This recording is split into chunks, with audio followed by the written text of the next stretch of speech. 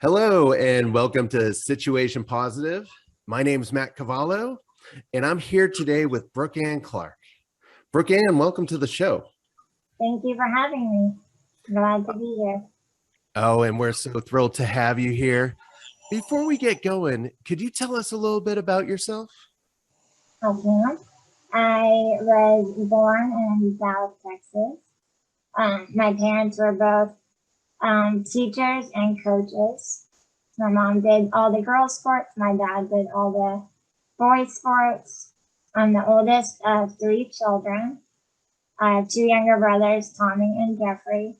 We all three have muscular dystrophy, and our parents raised us that we were no different from anyone else. So we are expected to go to school and get a job and do all those kind of things.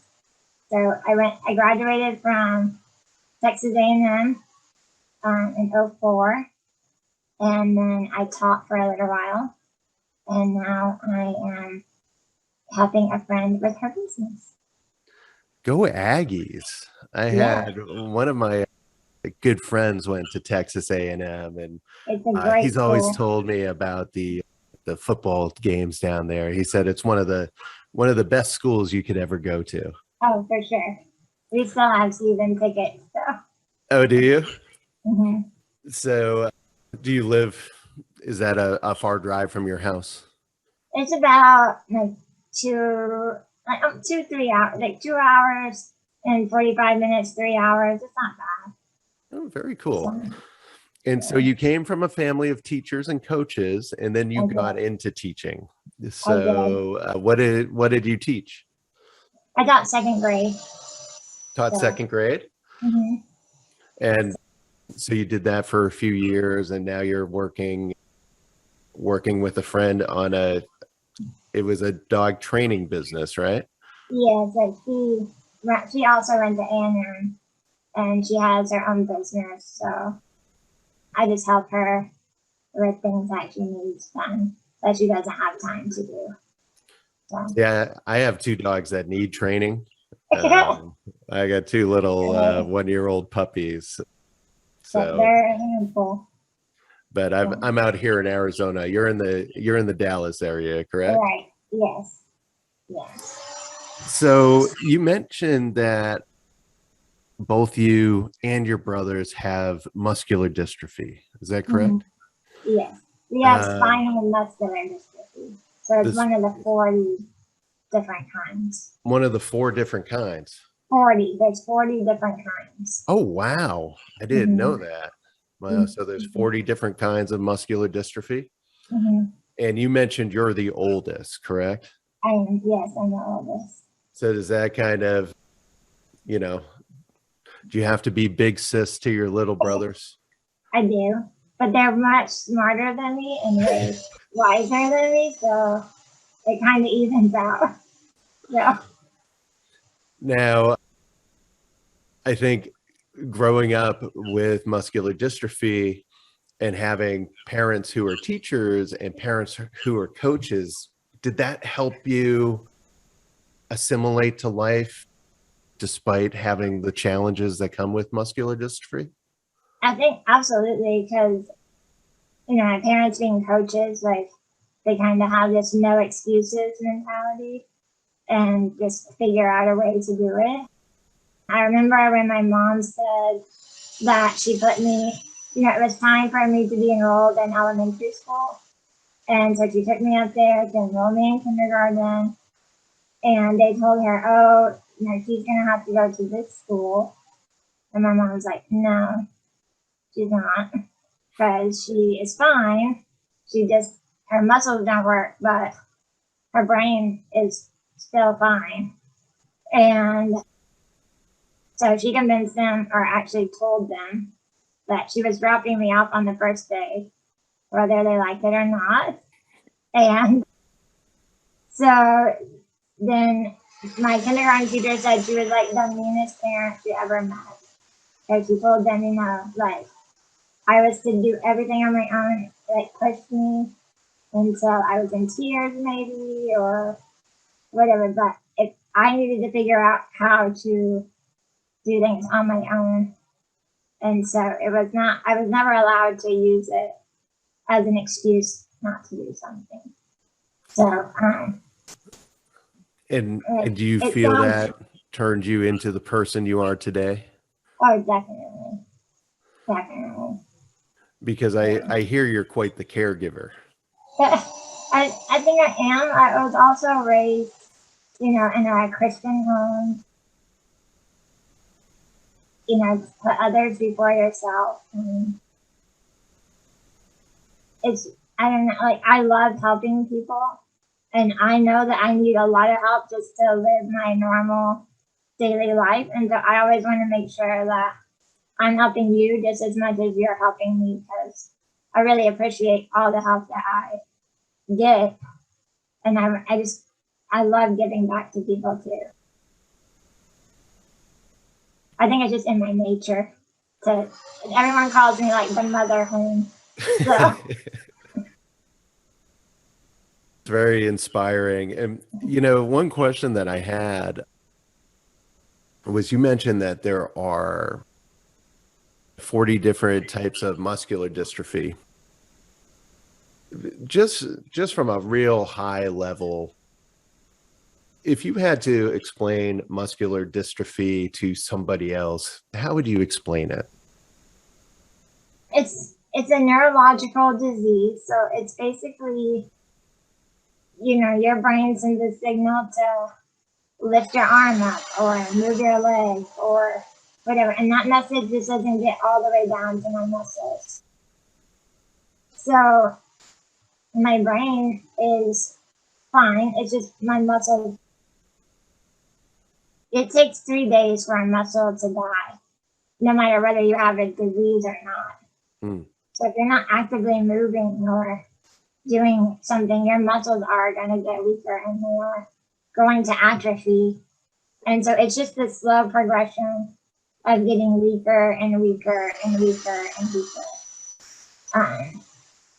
They've now come out for my type of muscular dystrophy. We have a couple of different drugs.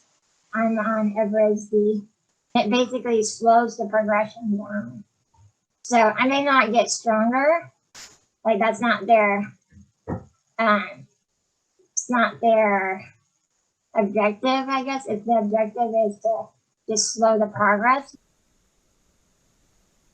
I'm a perfectionist, so if you tell me there's a way that I could get stronger, I'm going to figure it out. And so I feel like I have gotten stronger on the medicine, but I definitely know I'm not getting weaker, and that's nice. Because my whole life, it's just been getting weaker and weaker and weaker and weaker. Well, I think you're right. I mean, it's wonderful to hear that there's treatments to slow the progression. With MS, I have the same thing. I have the ability to get on. I'm not going to be able to fix the damage that MS has caused, Right. but I can slow down the progression. But I think what's so beautiful about what you said was, it's all about your mindset. Like, you have this treatment as a tool, but you believe that you're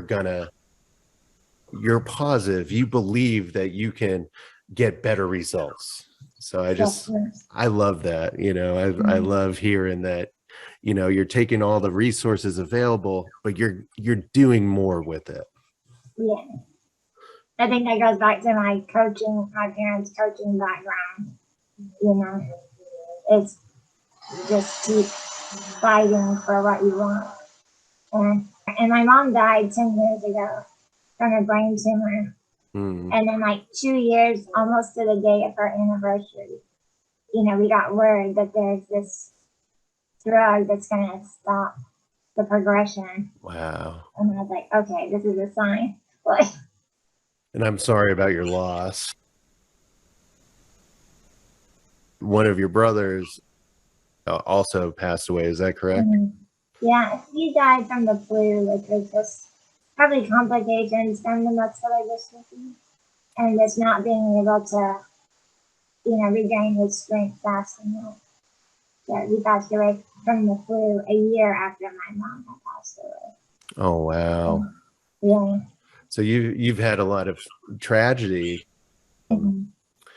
with your family members, but I understand you're still close with your other brother. Oh yeah, yeah. In the face of the tragedies and some of these challenges that you've had to overcome,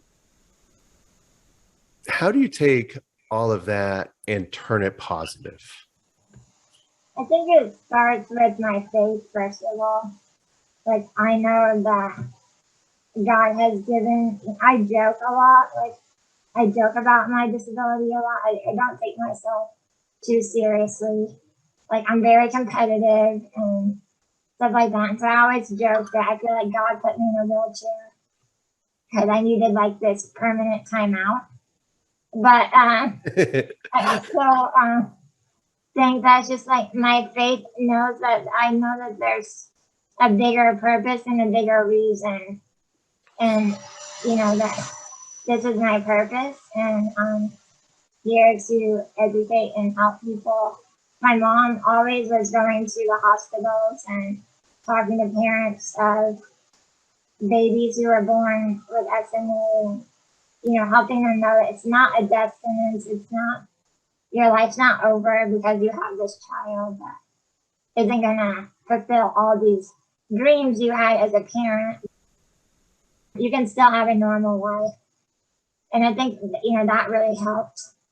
And just living life, like, we travel, we don't really have anything to be sad about. Like, I have a really good life. I may not be able to do a lot of things that you can do, or Sally Sue can do, or whoever, but I can do them in my own way, and I can still enjoy life. And I live a pretty normal life. Like, a lot of my friends will tell you they forget that I'm even in a wheelchair or have a disability. But I don't live my life that way. So. And that's a testament to how strong you are in your faith and really that positive mindset. So as we're getting close to the end of the show here, do you have any message that you would like to share with others who may have SMA, or, you know, a parent who just found out their child has SMA? I would just say, you know, pray. Just, it's like I said, it's not a death sentence. So there's always a way to figure out how to do something. There's always a way around. And if you want something bad enough, you will figure out a way to do it. And it's just keep that positive mindset, and that there's a reason for everything.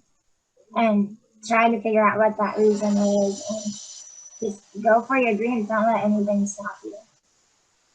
So. Well, I know nothing can stop you. So, well, Brookanne, it has been a pleasure talking to you today. I learned a lot. Thank you so much for being on the show. If anybody wanted to connect with you, is there any place to find you online?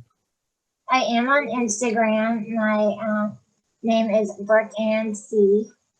And so if anyone has any questions or just wants to know how I do certain things, or they just need someone to talk to, you can find me on Instagram or Facebook. Well, I will share those resources with our audience.